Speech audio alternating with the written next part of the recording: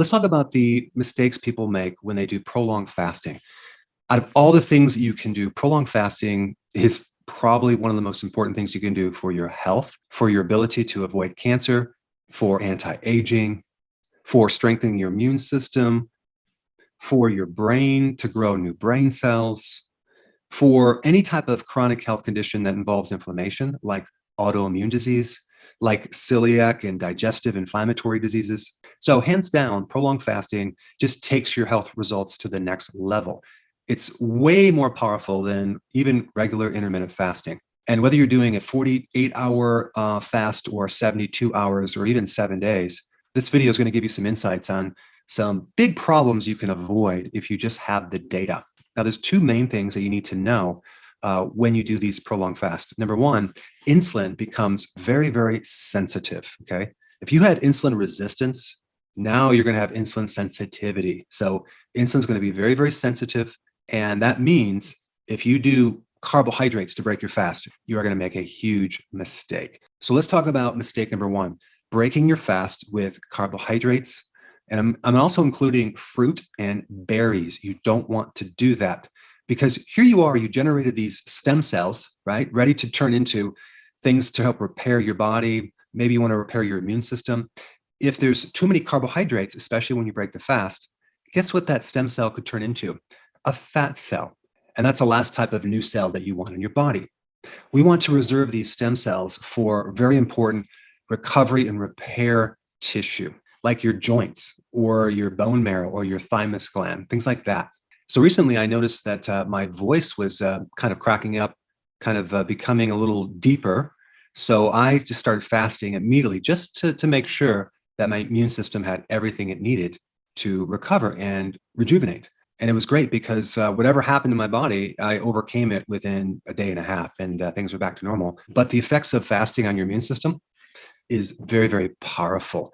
I mean, there are people that have autoimmune diseases, like serious diseases with massive inflammation that do a prolonged fast and pull right out of this condition and it just goes in remission. Of course, they can't say they cured it, but they can say it went into remission, which basically you kind of cured it. I mean, fasting right now is even being researched by people that are going to do long-term travel into space. They found that fasting could potentially protect you against solar radiation as you're traveling to Mars. I mean, it's just mind-blowing. Now, you can do steamed veggies. You can do fermented vegetables, which I highly recommend. I also recommend bone broth, a little kefir, an egg. But other than that, keep it really, really small. If you consume a good amount of carbs right after a prolonged fast, what's going to also happen is you're going to have this massive shift of potassium inside the cell and out of the blood. So we're going to remove potassium out of the blood, and you're going to end up with a severe hypokalemic situation, which is low potassium in the blood. And that's going to increase your pulse rate.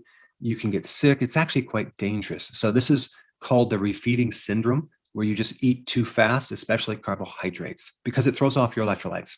Remember, insulin is very, very sensitive. And so insulin is going to also take on some of these nutrients and it's no longer resistant. So everything is a whole different situation. All right. Number two mistake, doing intense exercise or a lot of physical work right out of the gate doing prolonged fasting. Okay, you don't want to do that. Your body has just been through a lot of autophagy, repair, recycling, rejuvenation, and you don't want to add that extra stress at this point.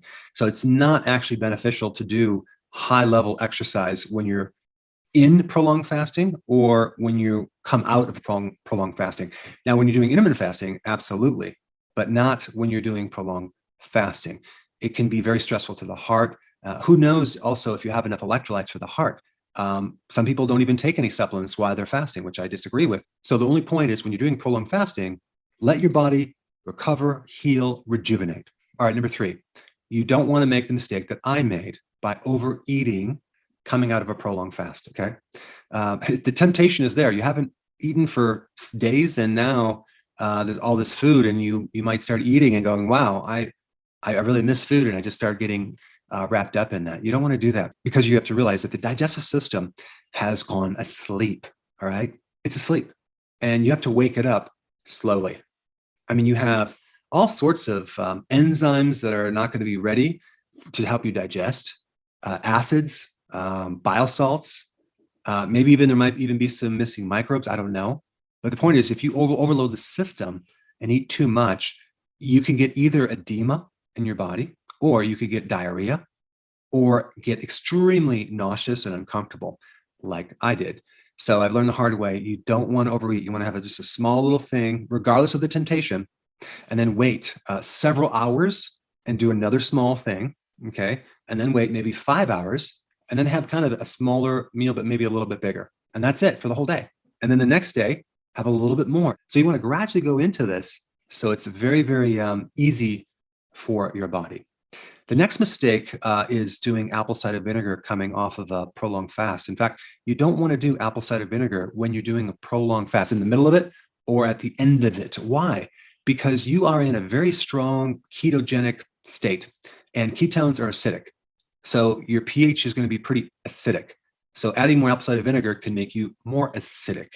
Instead, a better way to deal with that is to take some baking soda, which is alkaline, and you can mix like 1/4 of a teaspoon in some water and drink that.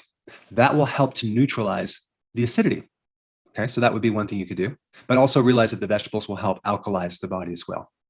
All right, the fifth mistake is to, instead of doing like real food, you are doing protein powders. Not natural, not good. Remember, protein powders usually are low fat.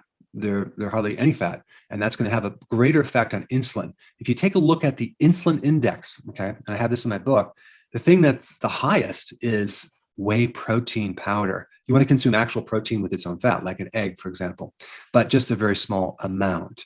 But I wanted to just create this short video to kind of give you some really important things to watch out for when you do prolonged fasting. You need to do prolonged fasting because the benefits, and also you just need to know what to break your fast with, that you're going to be safe. All right, if you haven't seen my other video on prolonged fasting, I put it up right here. Check it out.